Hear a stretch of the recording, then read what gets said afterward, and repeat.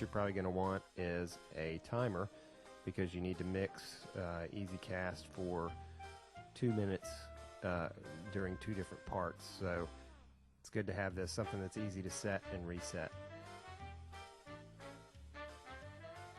It's best to mix your epoxy when the bottles feel slightly warm to the touch, and this is specifically for easy cast. So you can put them in some hot water from the tap.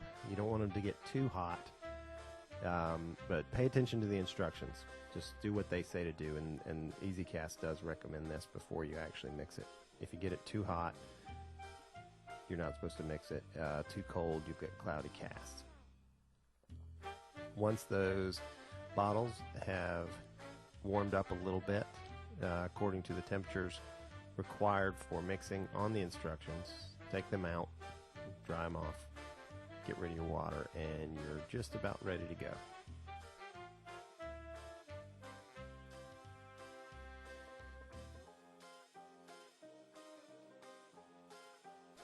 If you're going to mix your epoxy the same surface that you had the water container, recommend wiping it off, because you don't want to get any water. You don't want to introduce anything else to the epoxy that you don't want in your rings. And these bottles feel warm to the touch.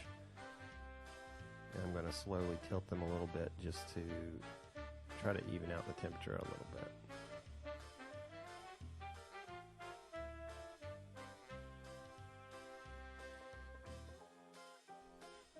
Now, before you open the bottles, make sure that you put on your protective gloves, vinyl, rubber, latex, whatever works for you.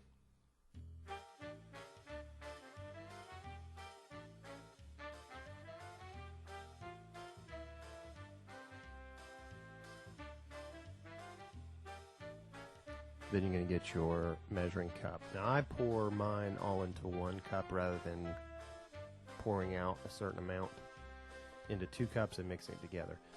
It's just less wasteful that way. You want to be as precise as possible with the measuring,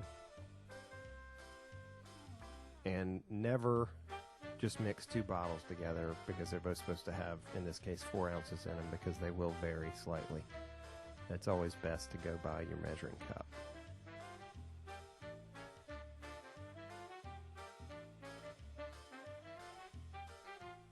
I generally will pour the hardener in before the epoxy, but it's really kind of whichever bottle I grab first. I don't think it matters all that much which one is poured in there first. And I try to let it settle. Sometimes you'll get a little bit of the liquid on the sides, and you really just want to make sure before you put that second component in that you're putting the exact same amount in. So you want to see how much you've got measured in the cup before you pour the second component.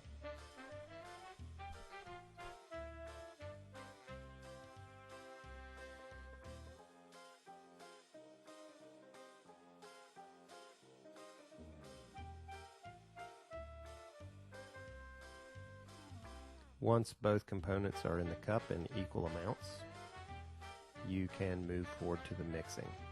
And you want to use a clean, new popsicle stick, wooden stirrer, whatever it is you're going to use.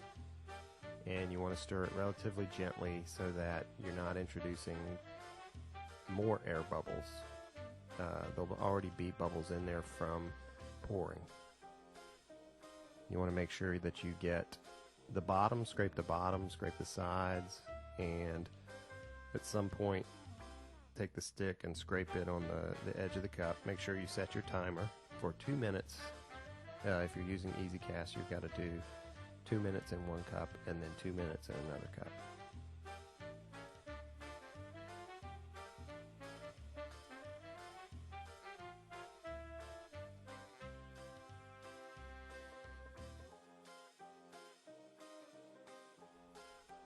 And as you get done, make sure you scrape the resin mix off your stick. Set that first stirring stick aside and get ready to pour into another cup.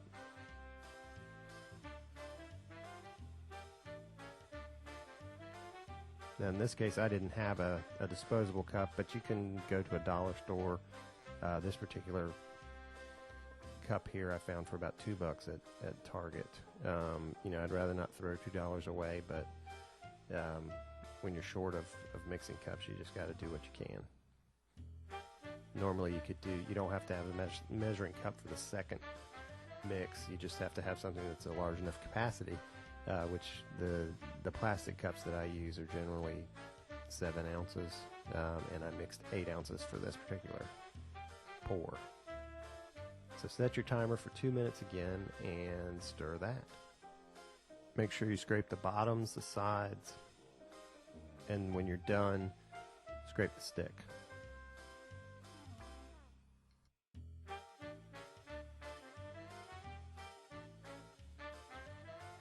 Set your stick aside, and if you're going to do it the way that I do it, you get your clear condiment bottle and pour your epoxy into that. Some people will pour directly from the second mixing cup, which is fine. I just feel like the condiment bottle gives me a lot more control because these are pretty small spaces I'm trying to get the resin into, and it's a lot easier when you're doing several at once.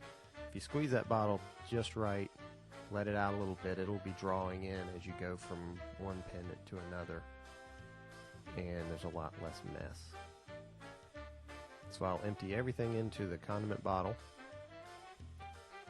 find the condiment bottle top, screw that on, and we are just about ready to start our pour.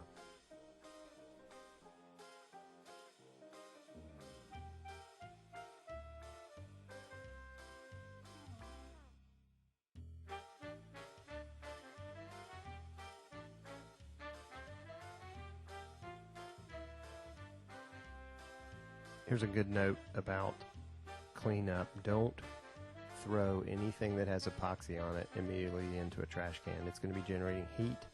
I like to let it sit out for a while. And, I'm sure that there's no more heat left. Then I will throw it away, usually the next day. So take the protective cover off of the rings in this case, and take my little squeeze bottle. Make sure that there's a good distance between the rings, and I begin to squeeze gently. Now you don't want to do anything too forcefully at this point, because there's going to be more bubbles introduced. One thing about these rings, they are a little over 1/8 of an inch, and easy cast in particular should not be poured more than 1/8 of an inch at a time.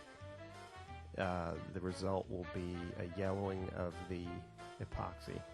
So the rings are actually done in 2 steps, and I pour enough to cover the artwork, get it seated in there real well, and then come back about 8 or 9 hours later usually and do a second coat. And the second coat is what gives the rings their nice kind of domed quality.